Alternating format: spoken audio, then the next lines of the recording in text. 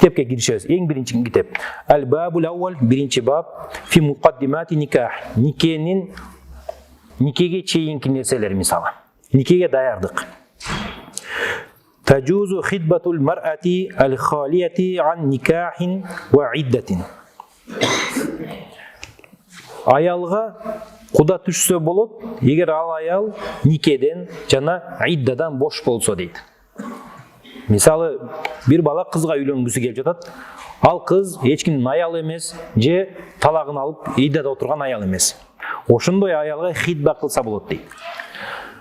Нике эң опыталдуу, анан эң негизги, анан мындай маанилүү нерсе болгондуктан адамдын жашоосунда ал жөн эле башталып кетпейт. Ага даярдык болот. Ага чейин мисалы жанагы келинди же күйөөнү тандоо болот.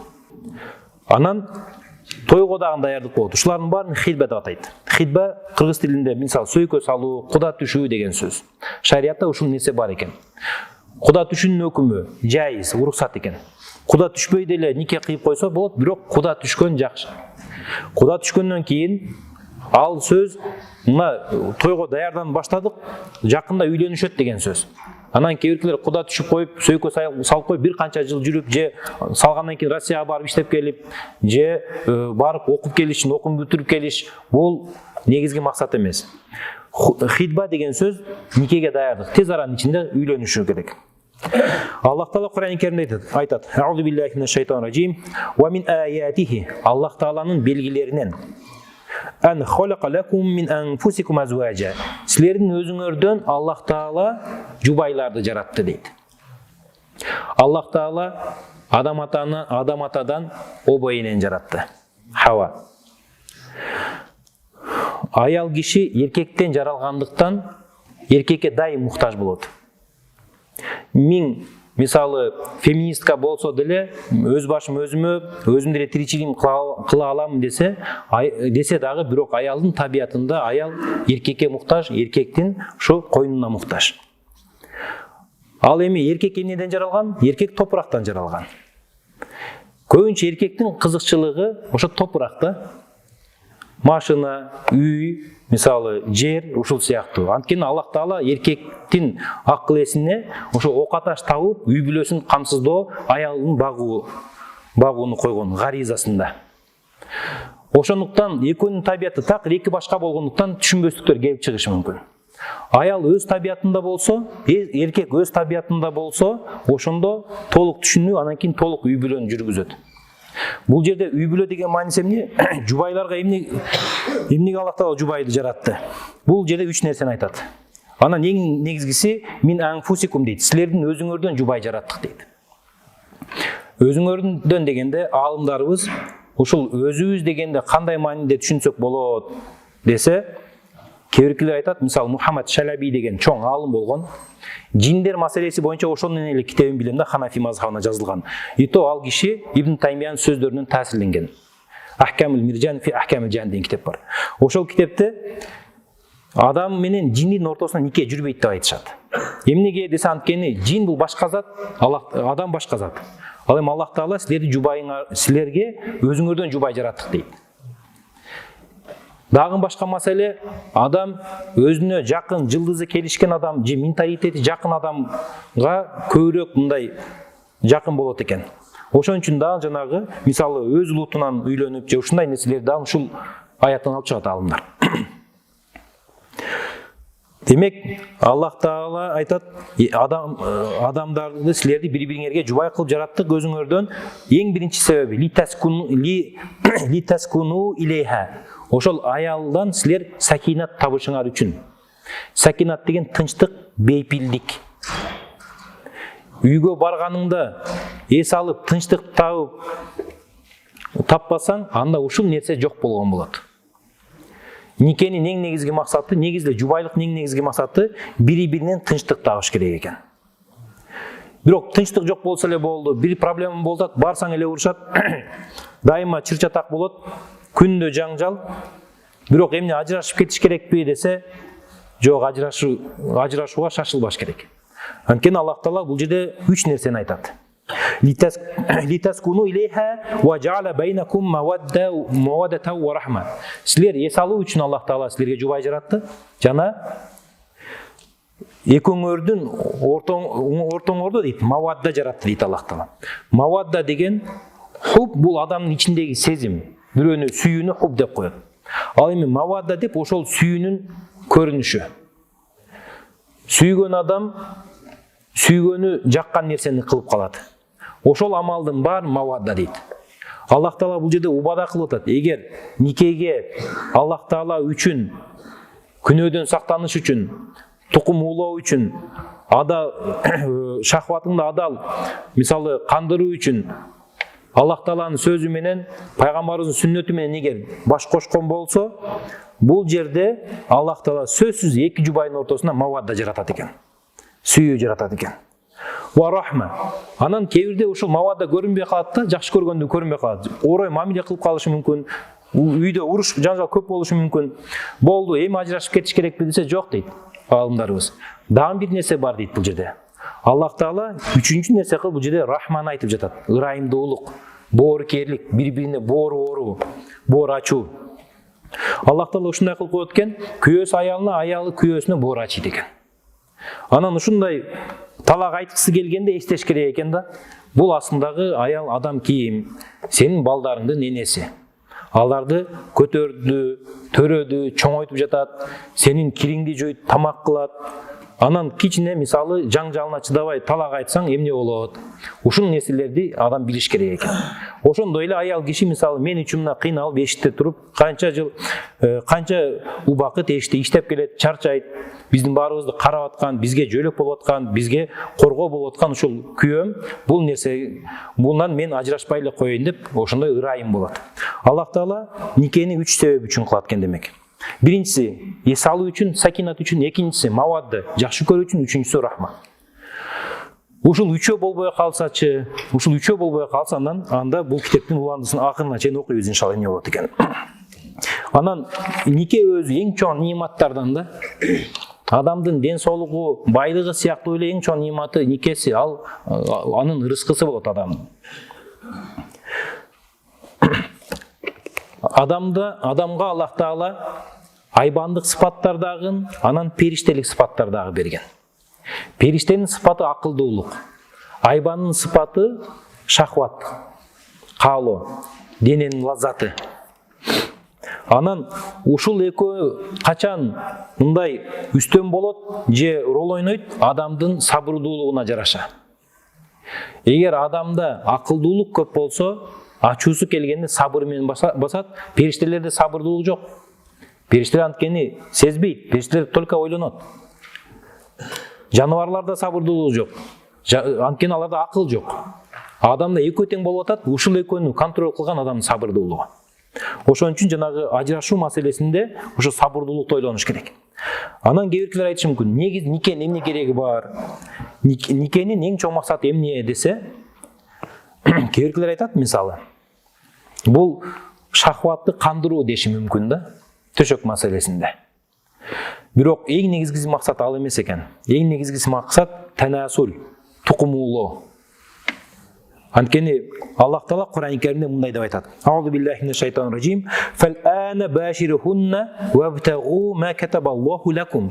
Азыр эми силер кошулгула, Аллах Таала силерге жазган ырыскыңарды талап кылгыла дейт, баланы. Демек, никенин эң чоң максаттары балалуу болуу, танасул болуу. Пайгамбар саллаллаху алейхи ва саллям айткан, танакаху танасалу. Силер нике кылгыла, анан балалуу болгула дейт. Анан кээ биркилер айтышы мүмкүн, мейли, балалуу болуш максат болсо, никенин эмне кереги бар? Бала никесиз деле, никеге турбай деле балалуу боло берсе болот го. Азыр эми ошондой нерсени көрүп атабыз, мисалы, мусулман эмес коомдордо. Анда деле балалуу болот го. Сөз нике аркылуу балалуу болуш керекпи десе, биз айтабыз, ооба, нике аркылуу балалуу болуш керек. Анткени никесиз балалуу болуу, бул никесиз мамиленин ортосунда балалуу дайыма көзгө алынбайт. Балалуу болуу. Эгер нике жок болсо, төрөгүсү дагы келбейт аял. Ошондуктан Аллах Таала бул жерде тукум улоо үчүн, адамдардын тукуму уланыш үчүн никени шарт кылып атат. өзү эки учурда гана ошол аял эркек адамга адал болот. Биринчиси нике, экинчиси эгер ал аял күң болсо, мисалы, өзүнүн кулу болсо, андан башка бардык варианттарында арам. Негизде адам, эркек аял бири-бирине арам, Алланын никеси болмоюнча, нике ошол нерсени адал кылат. Демек биз эң биринчи шартта эмне дедик? Куда түшсөң болот экен, сөйкөт салсаң болот экен, эгер ошол аялдын башы бош болсо, иддада отурбаса. Тахруму хидбатул мар'ати тасрихан. Анан тахруму хидбатул му'таддати. Иддада отурган аялга сөйкө, куда түшүү арам болот дейт, ачык түшсө. Эми идда деген нерсени айтып кетели. Идда эки түрдүү болот. Талактан, андан кийин өлүмдөн. Күйөөсү талак берип койсо, 3 айыз аял күтөт, тазаланат. Ошол нерсени биз иддада отабыз, ошол мөөнөттү. Же күйөөсү өткөндөн кийин 4 ай 10 күн идда күтөт. Ушул мөөнөттө бирөө келип, мисалы бирөөнүн ажырашып кеткенин билди. Бир жума мурун ажырашыптыр, өзү жашаптыр, барып кел мага үйлөн деш арам дейт шарият. Ачык айтыш дагы арам. Саваун канат му'таддатан ли талакын раджиин ау баинин. Айырмасы жок, талак раджай болду же баин болду. Эми талактар экиге бөлүнөт. Раджай деп коет, кайра кайтарып алса болот никесине. Баин дейт, болду, үзүлөт. Кайра кайтара албайт, ыраазычылыгысыз. Ошондо эки түрдө тең ачык хидба кылган болбойт. Ау вафатин. Же күйөөсү өтүп кетсе, ошо идда күтүп аткан учурда ачык колун сураган болбойт дейт. ويصح إظهار الرغبة تعريضا لمعتدة الوفاء دون غيرها من المعتدات. Анан иддада отурган аялдардын ичинен күйөөсү өлгөндүгү үчүн иддада отурган аялга барып кыйыр мааниде мындай намекать этсе болот экен. Бирок ачык айткан арам. Эмнеге десе, ал өлгөн адамдын бир туугандары бар, балдары бар, атасы бар мисалы, ошолор кызганышы мүмкүн. Балам бул жакта өлбөй жатып, келип колун сурап атасың депчи мисалы. Мусулмандардын ортосунда араздашуу, мындай урушууга алып барбаш үчүн шарият ушул нерсени арам кылган, ачык айтууну. ولا يجوز العقد على واحدة منهن قبل انقضاء عدتها. Анан бул аялдардын иддасы бүтмөйүнчө буларга никеге турган болбойт дейт. Бизде аябай көп ушундай нерсе. Күйөөсү чет өлкөгө кетип калса, Россияга бир канча жыл анын деле иши жок аялы менен бакпай коет мисалы, бул жакта аял кыйналат, анан бирөөгө турмушка чыгып алат. Талагын алган эмес болот мисалы. Ошол аялдын талагы ошол аялдын никеси эсептелбейт. Андан кийинки мамиленин баары зина болуп эсептелет. Же ажырашкан, иддасы бүтө элек бирөөгө үйлөн тийип алды аял. Ал дагы арам. Анткени нике байланбайт экен. Жолу попытка берет. Биринчисинде ажырашат, кийин кайра бири-бирисиз жашай албаганын билсе, кайра баш кошсо болот. Экинчи жолу ажырашат, анан дайыма эле ушинтип урушуп кетип жүрө бербесин дейт шарият. Ошол үчүү эле жолу. Анткени 3 деген көп деген сөз. Үчүнчүсүндө эгер кетирсе болду, кайра жараша алышпайт. Ошол нерсени талак деп коебуз биз. Араб тилинде талак деген бошотуу деген сөз болот. Никеден бошотуу. Ушул талакты Аллах Таала эркектин оозуна берген. Анткени аял кишиде шафака көп, эмоция көп, сезим көп. Эркек кишиде сезим болот, бирок анын ойчулдугу көбүрөөк болот, ой көп. Ошондуктан талакты берерде ажырашканда эркек чечет. Кандай себеп болбосун ажыраштыбы эркек күнөөлүү. Анткени ошонун оозунан чыгып атат. Эгер аялдарга талакты берип койгон болсо шарият, анда 100 жолу талак айтмак баарыбызга күндө. Экинчи жагынан эркек аялына көп насаат айтыш керек. Насаат айтканда мындай болбойт, бул арам дегенде ошол менен эркек кайра бекемделет, түздөлөт. Аял киши насаат айтса, кийин кайра өзү ошол нерсени кылып кое бериши мүмкүн. Эркек кылгандан уялат мисалы. Аллах Тааланын хикматы талак эркектин колунда. Кээбиркилерде мындай түшүнүк бар экен. Талак берсе аял албай койсо түшпөйт дегенчи, андай дагы эмес да. Талак бергенин аялы билбей калса деле никесинен чыгып кете берет. Талак деген бошотуу болду. Ар бир никеде 3 жолу болду, 3-үнчүсү акыркысы болду. Ошо 3-үнчүгө чейин биринчи, экинчини биз кайтарып алуу мүмкүн, кайтарып алуу талагы дедик. Кайра кайтарып алса болот. Анан бир талак айткандан кийин 3 ай өтүп кетсе, айда өтүп кетсе мисалы, кайра кайтара албайт, жаңы никени жаңыламайынча. Бирок үчөөнү бир айтса, же үчөөнү бир айтса арам. Бирок үчөө тең түшөт. Анда такыр кайтара албайт. Башка бирөө менен турмуш куруш керек аял. Талак айтылганда демек мындай экен. Аялдын циклдар болот. Айыз болот, тазалык. Айыз, тазалык, айыз, тазалык. Варианттар. Айызда талак айтты эркек. Арам, күнөөкөр болду, бирок эсептелет. Тазалыкта кошулгандан кийин талак айтты, ачуусу келип атканда. Эсептелет, бирок күнөө болот. Эмнеге? Талакты айыздан кийин эч бир кошулбаган тазалыкты айтыш керек. Карасаңыз шариатта. Бул сүннөт талак деп коет. Андан башка баары бидат. Эгер кошулбай туруп, бир канча күн өткөрүп туруп, андан кийин талак берсе, эркек дагы акыл эсине салып берген болот да. Андай кылбаса күнөөкөр болот. Үчүнчүсү, жанагы тазалыкта кошулган жок мисалы, бирок талак айтканда үчөөнү бир айтты, бир ооз менен, сага 3 талак деди. Бул дагы күнөө болот. Бирок талак эсептелет. Ошондуктан негизи эркек дагы аял дагы талак деген сөздү унутуп эле койгон жакшы да. Илгери жакшы болчу. Уруша берчи, тарына берчи, кете берчи, келе берчи үйдөн, бирок үзүлбөчү да нике. Жашай берчи кайра жарашып эле. Азыр бир нерсе десе эле талак айтат. Неге десең, коркутайын дедим дейт. Аял талактан эч качан коркпойт. Кайра өчөшөт ошо талакты бер депчи. Ошол кезде эркек акылдуулук кылыш керек. Демек талак эки түрдүү болду. Раджай кайтара турган талак, анан кайтара албай турган талак. Кайтара албай турган качан? Бул жанагы 3 айда өтүп кетсе, 3 айыз өтүп кетсе, же 3 талакты бир айтып койсо кайра кайтара албайт. Кайтара ала турганын өкүмү бир талак айтсаң, ошол менен тим койсоң ажыраштың боло берет. Бирок кайра кайтарып алсаң болот да. Бул мүлктү дагы жоготпойт, анан адалдыкты дагы жоготпойт. Мүлк дегенибиз аял, эркектин мүлкү болот. Пайгамбар саллаллаху алейхи ва саллям айткан: "Ан-никаху риққун". Нике бул кулчулук дейт. Фанзуру айна тадау аманатакум. Силер карагыла кайсы жакка аманатыңарды берип атасыңар. Биздин кыздарыбыз, биздин аманатыбыз.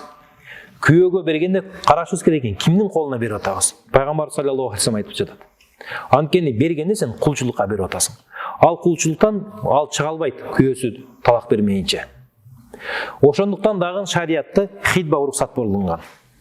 Аял ушул кезде ойлонот. Турмушка чыксамбы, чыкпасамбы деп. Макул болуп алгандан кийин өкүнсө дагы никени буза албайт аял.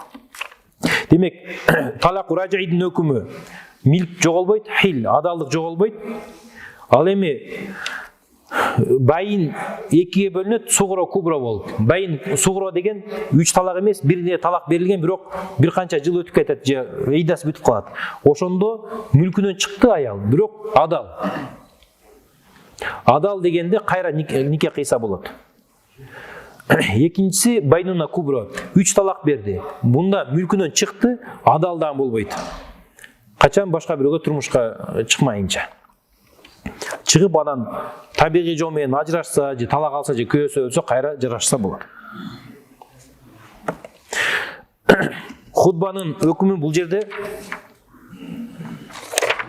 Пайгамбар саллаллаху алейхи ва саллям айткан: сөйкө салганда ошол экөөнүн ортосуна болуп коет да, болуп коет дейт го, куда болот мисалы. Анан башка 3-чү адам барып ал жерде алардын келишимин бузган болбойт да, арам. Пайгамбар саллаллаху алейхи ва саллям айткан: "Ла яхтубу ахадукум ала хидбати ахихи". Бир тууганынын хидбасына сөйкө салбасын дейт пайгамбарыбыз. Бир тууганынын жанагы сөйкө салган аялга сөйкө салбасын дейт. Бул жерде бир тууган деп айтып жатат. Анткени мусулмандар баары бир тууган, бири-бирине жамандык каалабаш керек. Егер қызды сүйіп қалса, башқа біреу тұрмышқа шығып атса, башқа біреуге қыз мақұл болып қойса, анан барып тұрып, кел маға чық, аға чық емне қыласың деген, бұл арам болады екен. يجوز للخاطب أن يبصر المخطوبة وينظر إلى وجهها وكفيها. Эми биз сөйкө салуун айтып жатабыз, эң биринчи өкүм. Эмне адал, эмне арам ушул маселеде. Барды, кызды көрдү. Барды мисалы, эмне адал? Кызды караса уруксат экен шариатта. Ал кандай караса уруксат? Жүзүн, анан колун көргөнгө уруксат. Башкача айтканда, ауратын көрбөйт, көрүүгө жайыз болгон нерсесин көрөт. Анткени бардык мазхабтарда жүз менен адамдын бети менен аялдын колу бул аурат болуп эсептелбейт. Бутта талаш бар. Намаздын сыртында аурат дейт, намаздын ичинде аурат эмес. Мисалы, кээде носкиси жок аял киши намаз окуй берсе, уруксат берген алымдар бар. Анан сыртында носки кийип жүрүш керек, анткени эркектин шахватын козгойт. Бут. Бирок колу, бети аурат эмес болгондуктан, ошол колун бетин көрсө болот экен. Мындан ашыкчасын жок, мындан ашыкчасын көрсө болбойт. Арам бойдон кала берет. Кээ-биркилер ойлойт, сөйкө салып койсо эле болду, тойго жакындап үйлөнөбүз, жакындаганда болду, жакында үйлөнөбүз деген ойдо мунукунда эрди катын катары эле жүрүп алышат да, же девушка парень болуп жашап алышат. Бул дагы арам. Жанагы шариаттагы адептер, өкүмдөр бузулбаш керек. Макрулөр, арамдар кылынбаш керек. Анан азыркы учурда ушундай бир нерсе болуп атат. Ата-энелери тойго даярдык кылып, сөйкө салып коюшат, бирок жаштар кой, жүргөнүбүз арам эми деп барып ата-энесине айтпай жашыруу нике кыйып коюп атышат. Көөлөр менен эми молдонун астында ушул дагы дурус эмес да. Анткени ким билет эртең эмне болот? Балким бала өлүп калат, Кудай сактасын, балким кыз өлүп калат, балким той болбой калат. Ошондуктан хитба бойдон эле калган жакшы. Аны нике менен байлабай эле. Ушул караганга уруксат деген өкүмгө пайгамбар саллаллаху алейхи вассаламдын айткан сөзү далил.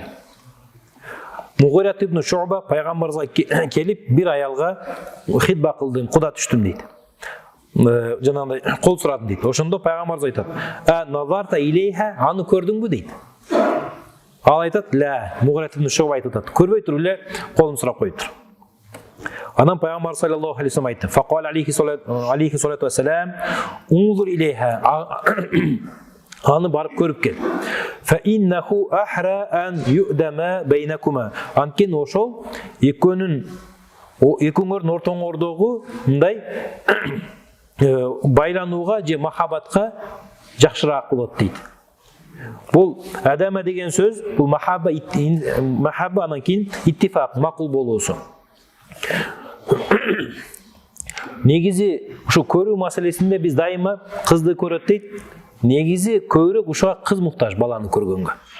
Анткени эркек адам көрөт, көзү менен жакшы көрүп алып алат, кийин жакпаса кетирип жибериши мүмкүн. Аял киши көрбөстөн турмушка чыкса, кийин кете албайт дагы да. Анткени нике эркектин колунда, талак эркектин колунда. Ошон үчүн бул тандоодо аял кишиге дагы жанагындай көрүш керек, билиш керек кимге турмушка чыгып атат. Пайгамбар саллаллаху алейхи вассаламдан келип туруп сурашат: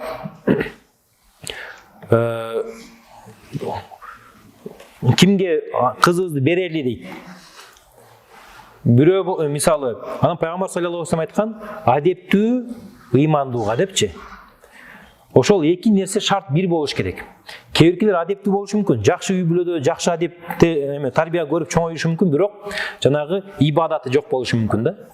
Намазы жок болушу мүмкүн. Анан мындай көзү башын сүйүп эле кыз өзүм үйрөтүп алам намаз деп тийип алышы мүмкүн. Андай эмес экен, адамдын колунда эмес хидаят. Аллах Тааланын колунда. Ал миң адепти болгон менен бир күнү надандыгынан Аллах Тааланы тааныбагандыктан күнөө иш кылып коюшу мүмкүн. Же туура эмес нерсе кылышы мүмкүн. Кээ-биркилер айтат: "Намаз окуйт экен го, турмушка чыга берейин" деп, мисалычы. Адебине карабай эле. Ал дагы туура эмес экен. Анткени намаз бул адамдын өзүнүн Аллах Таала менен болгон мамилеси. Намаз окуса эми негизи өзүнө болот, бирок анын адеби жок болсо анда бейпайда да башкага. Ошон үчүн пайгамбар саллаллаху алейхи вассалам айтат, кеңеш берет, эки нерсесине карап үйлөнгүлө, экөө тең, эми турмушка чыккыла экөө тең бар болуш керек бир учурда. Адептүү, анан ибадаткөй. الوعد بالنكاح في المستقبل ومجرد قراءة الفاتحة بدون إجراء عقد شرعي بإيجاب وقبول لا يكون كل منهما نكاحا. Келечекте той кылабыз, үйлөнөбүз, нике кылабыз деп убада берсе. Же жөн эле Фатиха окуп койсо, бирок ортодо сунуштоо кабыл алуу жок. Туттум деп өткөн чакта айтат го, мисалы, турмушка чыктым, өзүмдү тапшырдым деген сөздөр жок, мисалы. Булар баары нике болуп эсептелбейт дейт. Валил хатиби ал-удулу амман хатабаха. Анан колун сурап барган бала кыздан, жана колун сураган кыздан баш тартса болот дейт, никеге чейин.